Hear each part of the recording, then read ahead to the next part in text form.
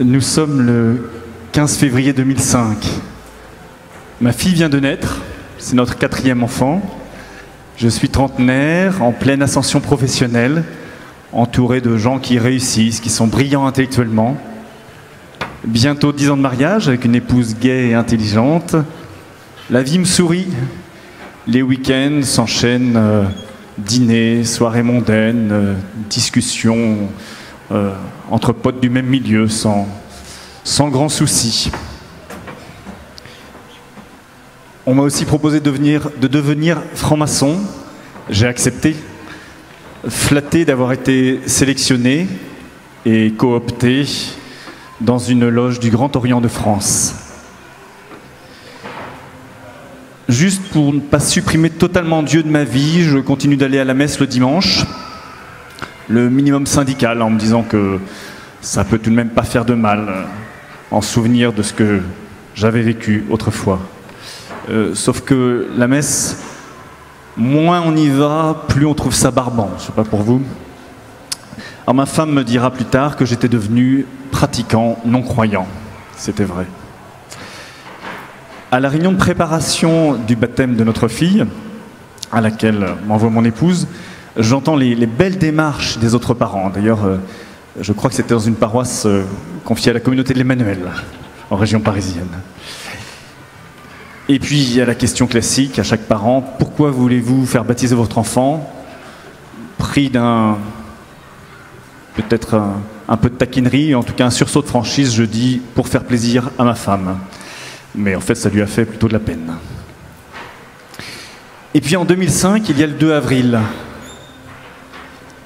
Le 2 avril 2005, après 26 ans de règne, notre 264e pape, Jean-Paul II, meurt. Et là, j'ai un ami, collègue de travail, qui connaissait mon passé chrétien et qui me dit « Allez, allons-y, c'est là que ça se passe, il faut y être ». Alors, nostalgique ou curieux, je décide d'y aller. J'arrive à Rome, ville que je ne connais pas. Je gère un peu dans les rues en suivant le flux des personnes nombreuses qui commencent à se rendre vers l'enterrement. J'arrive via della Reconciliazione, chemin de la réconciliation, qui est la grande avenue qui mène au Vatican, je m'en aperçois. Et puis la messe d'enterrement de Jean-Paul II commence. Je suis pris par la liturgie sur le cercueil, sur son cercueil qui contient la dépouille du pape. Je vois qu'est posé un évangile et le vent commence à doucement souffler et tourner les pages de cet évangile. Au moment du credo, pris par mes souvenirs d'enfance, je chante à pleine voix cette foi, la foi de l'Église universelle. C'est la mienne. Nous sommes 1 million, mais Jésus-Christ, à ce moment-là, dans cette messe, est là pour moi.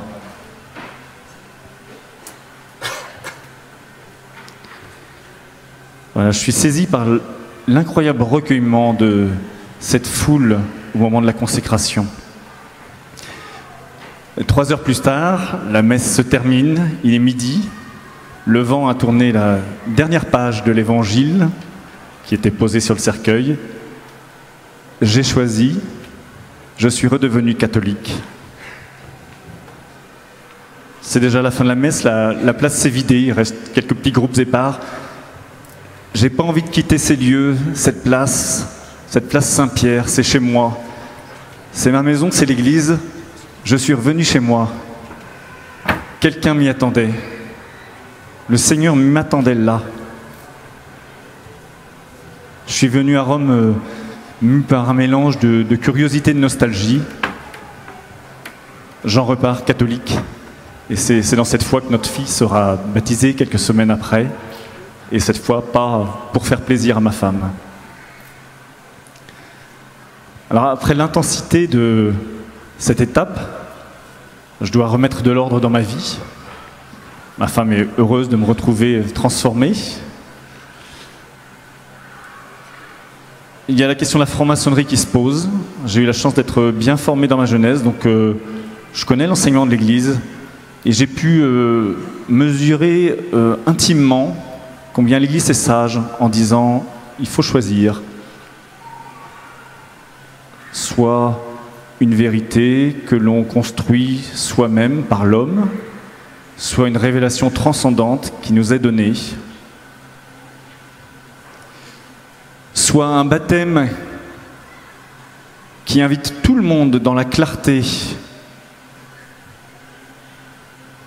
dans la connaissance ouverte à tous, soit un rite initiatique occulte dans lequel on est coopté.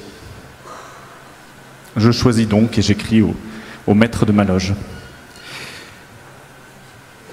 Il me reste un pas à faire pour être restauré. C'est bien sûr la confession. C'est seulement 3 mois après que j'arrive à vraiment faire cette démarche de pénitence et de réconciliation qui me permet de tourner une page. Alors, tourner une page, ça veut dire que l'ancienne page de mon histoire reste écrite. C'est ma vie, c'est une richesse pour comprendre peut-être que certains peuvent aussi, à certains moments de leur vie, ne pas être au top de leur relation avec le Seigneur. C'est aussi une richesse pour me souvenir de ma propre faiblesse. Il y a la page déjà écrite, et puis si on a tourné la page, c'est parce que j'ai une page blanche devant moi, et c'est la totale liberté que m'offre le sacrement de pénitence et réconciliation. C'est à moi d'écrire les prochains mots entièrement librement. Voilà, parmi les 7 sacrements du Seigneur, que le Seigneur a confié à son Église, j'ai un faible particulier pour ce sacrement de pénitence et de réconciliation. Je trouve qu'il y a, dans un rituel aussi simple, avec aussi peu d'apparat, une telle concentration de grâce, où nous savons, juste dans le dialogue entre 2 personnes, et par quelques mots qui nous sont dits au nom de l'Église par le prêtre, nous savons je sais que je suis à chaque fois restauré complètement dans la grâce de mon baptême, de mon sacrement de mariage aussi. Et je n'aurai jamais fini de découvrir la profondeur de ce sacrement qui est vraiment une porte vers l'avenir et pas que un effacement ou un pardon du passé. Sur la place Saint-Pierre ce jour-là, je me suis senti comme une petite hostie de pain saisie par les mains du Seigneur pour être élevé par lui.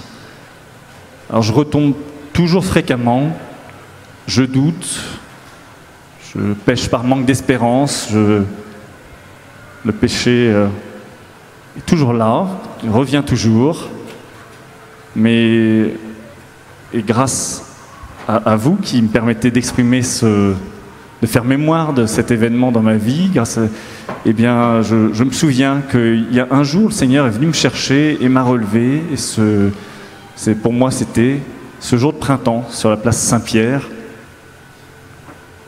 Pour toi, c'est peut-être aujourd'hui, ce soir, chaque jour. Et puis je voudrais terminer avec cette parole que mon ami collègue m'a dite. Viens, allons-y, c'est là que ça se passe. Il y a 2 ans, mon chemin a recroisé celui de ce collègue. Et je lui dis, tu te souviens, en 2005, ce que tu m'avais dit, je lui ai partagé ce que je viens de vous dire. Et il m'a dit, ah bon, j'avais pas du tout su ce qui t'était arrivé. Il tombait des nues. Donc voilà une parole d'un frère. Je pense que nos paroles pèsent. Le Seigneur se sert de nos frères, se sert de nous pour nos frères. Nos paroles pèsent. Elles peuvent ouvrir un chemin nouveau pour un frère, au-delà de ce que nous en savons. Merci Seigneur.